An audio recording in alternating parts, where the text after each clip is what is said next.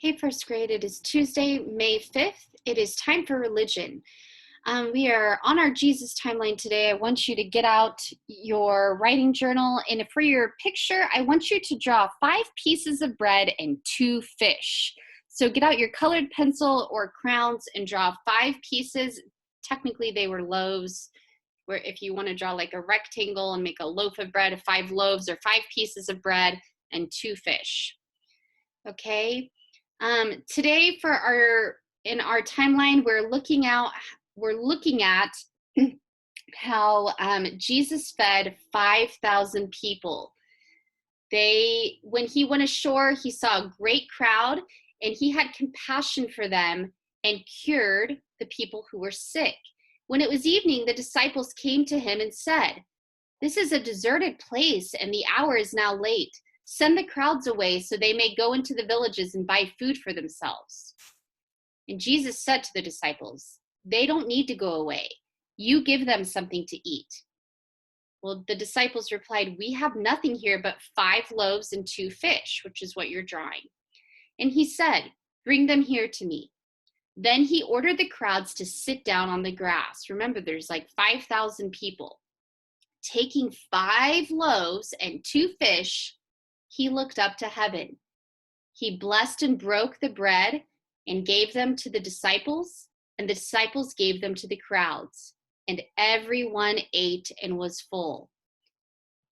And then they even had some left over. So pause if you're still drawing, and let's write our reflection for today for our timeline.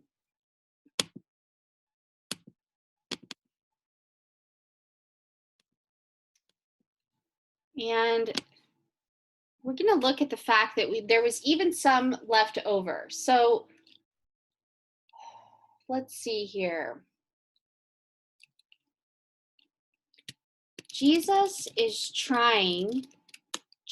Let's put Jesus fed 5,000, and even with 5 loaves of bread and 2 fish, there was even food left over, meaning there was more than enough. Perhaps Jesus is trying to show us something about God. Not only does God hear our needs and provide for us, he provides abundantly. Abundantly means with more than we can imagine or more than we even need. So just like remember when back last semester we were doing the perseverance of prayer and we had the basketball goal and we were taking our crumpled up prayers we turned into balls and we kept throwing them up at the basket that was really high until it made it in.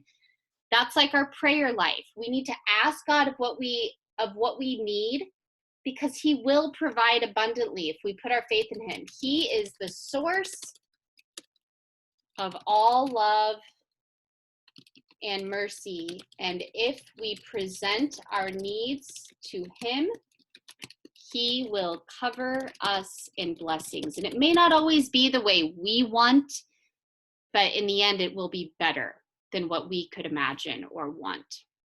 So this is what I want you to copy down today in your neatest handwriting, and I will see you guys in the next video.